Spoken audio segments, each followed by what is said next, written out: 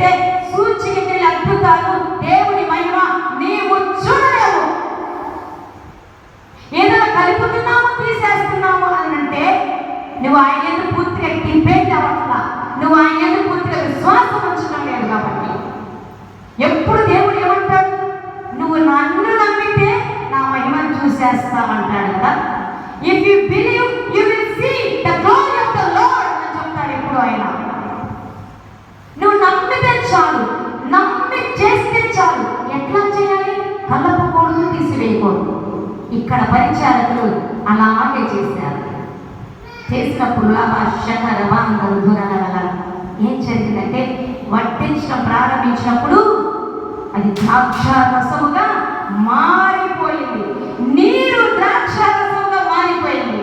ఎక్కడన్నా ఇది జరుగుతుందా?